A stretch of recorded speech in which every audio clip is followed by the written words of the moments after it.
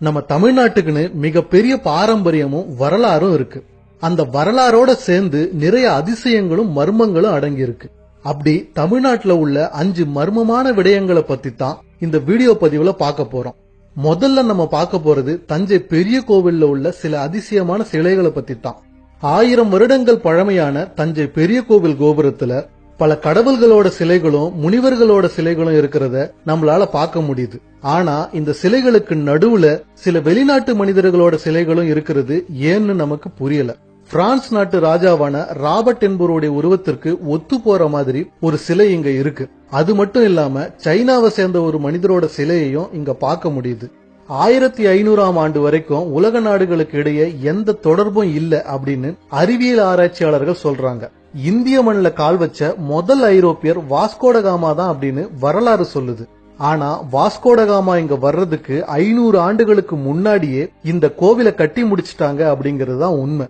அப்படின்னா வாஸ்கோடகாமா இந்தியாவை கண்டுபிடிக்கிறதுக்கு முன்னாடியே ராஜராஜ சோழர் மற்ற நாடுகளோடலாம் தொடர்புல இருந்திருப்பாரோ அப்படின்னு சிந்திக்க தோணுது. சரி, அப்படி இருந்திருந்தா அவங்களுக்கு இடையே வர்த்தக ரீதியா எந்த மாதிரியான உறவு இருந்திருக்கும், அவங்க எல்லாம் எப்படி சந்திச்சுக்கிட்டாங்க, எந்த மொழியில அவங்க தங்களோட கருத்தை பரிமாறிக்கிட்டாங்க அப்படிங்கறதெல்லாம் இன்னும் மர்மமா தான் இருக்கு. அடுத்து நம்ம பார்க்க போறது மகாபலிபுரத்துல இருக்க வான் இறைக்கல்ல பத்தி தான். இத கிருஷ்ணன் வெண்ணெய் உருண்டை அப்படின்னும் பீமன் பாறை அப்படின்னு சொல்றாங்க. 20 அடி உயரமும் 5 மீட்டர் அகலமும் கொண்ட இந்த கல்லோட எடை 250 டன். இவ்ளோ பெரிய பாறாங்கல் ஒரு சரிவான பாறையில புவியீர்ப்பு விசையை எதிர்த்து சாதாரணமா நின்னுட்டு இருக்கு அப்படின்னா அது சாதாரண விடயம் இல்ல. இந்த கல் கீழே விழுந்தா அது பெரிய ஆபத்தை விளைவிக்கும் அப்படிங்கறதால 1908ஆம் ஆண்டு 4 யானைகளை வச்சு இந்த கல்லை இழுக்க அப்போதைய மெட்ராஸ் கவர்னர் உத்தரவிட்டிருக்காரு. ஆனா 4 யானைகள் இழுத்தும் இந்த கல் கொஞ்சம் கூட அசையல. அதனால அவங்களோட முயற்சியை அவங்க கைவிட்டுட்டாங்க. இந்த கல் எப்படி இங்க வந்தது, எவ்வளவு வருஷமா இங்க இருக்கு, எப்படி இவ்வளவு சாதாரணமா ஒரு சரிவான பாறையில நிக்குது அப்படிங்கறது எல்லாம் இன்னை வரைக்கும் ஒரு மர்மமா தான் இருக்கு. அடுத்து நம்ம பார்க்க போறது குறிப்பிட்ட ஒரு நாள்ல மட்டும் வேர்க்கிற முருகனோட ஒரு சிலைய பத்தி தான்.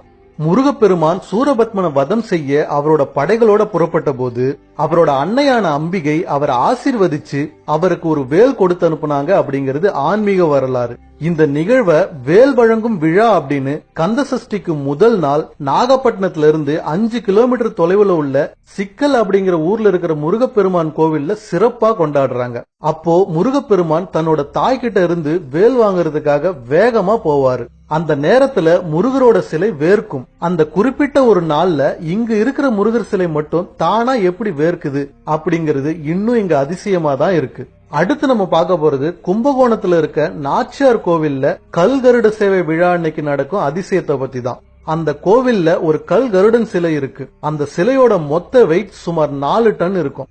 மார்கழி மற்றும் பங்குனி மாதங்கள்ல இங்க கருட சேவை விழா நடைபெறும். அப்போ இங்க இருக்க கருட சிலைய தூக்கி வலம் வருவாங்க. அப்படி வலம் வரும்போது இந்த சிலையோட வெயிட் தானா அதிகரிச்சுக்கிட்டே போகும். 4 டன் எடையுள்ள இந்த சிலைய சன்னதியிலிருந்து வெறும் 4 பேர் தூக்குவாங்க. பிறகு பிரகாரத்தை சுத்தி வரும்போது வெயிட் அதிகரிக்கும். அதனால 8 பேர் தூக்குவாங்க. கொஞ்சம் தூரத்துக்கு அப்புறம் 8 16 ஆகும். சிலை வெளியே வரும்போது 32 பேர் தூக்குவாங்க. வெளியே வந்ததும் 64 பேர் தூக்குவாங்க. இப்படி தூரம் கடக்க கடக்க சிலையோட வெயிட் தானா அதிகரிச்சுக்கிட்டே போற அதிசயம் இந்த கோவில்ல நடக்குது. அதே பெருமாள் சிலை சன்னதிக்கு திரும்ப வரும்போது அந்த சிலையோட வெயிட் எந்த ரேஞ்சில அதிகரிச்சதோ அதே ரேஞ்சில கொஞ்சம் கொஞ்சமா குறைஞ்சுகிட்டே வரும். கடைசியா சிலைய சன்னதியில திரும்ப வைக்கும் போது 4 பேர் தூக்குற அளவுக்கு தான் வெயிட் இருக்கும். அது இந்த கோவிலோட மிகப்பெரிய அதிசயம். இந்த அதிசயம் எப்படி நிகழுது அப்படிங்கிறது இன்னும் புரியாத புதிராதான் இருக்கு. அடுத்து நம்ம பார்க்க போறது ராமசேது பாலத்தை பத்தின ஒரு அதிசயம் தான். அகழ்வாராய்ச்சியாளர்கள் என்ன சொல்றாங்க அப்படின்னா இந்த பாலம் கட்டி முடிக்கப்பட்டு ஏறத்தாழ 17 லட்சம் ஆண்டுகளுக்கு மேல இருக்கலாம் அப்படிங்கிறாங்க. புராண கதைகளின்படி இந்த பாலம் அனுமன் மற்றும் அவருடைய வானர படையின் துணையினால வெறும் 5 நாட்கள்ல கட்டி முடிக்கப்பட்டது அப்படின்னும், இந்த பாலத்தை அமைக்கிறதுக்காக பல ஆயிரம் கற்கள்ல ராமனோட பெயரை பதிச்சு அதை கடல்ல தூக்கி போட்டப்போ ராமனோட அருளால அந்த கற்கள் மிதந்தது அப்படின்னு ராமாயணத்துல சொல்லியிருக்காங்க. ஆனா இதுக்கான சயின்டிபிக் ப்ரூஃப் எதுவும் இல்லாததால இது ஒரு கற்பனை கதை அப்படின்னு சொல்லிட்டாங்க. ஆனா இப்ப இங்க நடக்கிற அதிசயம் என்னன்னா, ராமாயணத்துல சொல்லி இருக்க மாதிரியே இந்த கடல் பகுதியில நிறைய சின்ன சின்ன பாறாங்கற்கள் மிதந்துட்டு இருக்கு. அங்க இருக்க கற்கள் மட்டும் எப்படி தண்ணியில மிதக்குது அப்படின்னு யாராலையும் சொல்ல முடியல. அது ஒரு புரியாத புதிராவே தான் இன்னும் இருக்கு. என்ன நேயர்களே, இன்னைக்கு சூப்பரான 5 மர்மமான விடயத்தை பத்தி தெரிஞ்சுக்கிட்டீங்களா? இது போன்ற மேலும் சுவாரஸ்யமான விடயங்களை தெரிஞ்சுக்க பயாஸ்கோப் சேனலை சப்ஸ்கிரைப் செய்யுங்க. நன்றி, வணக்கம்.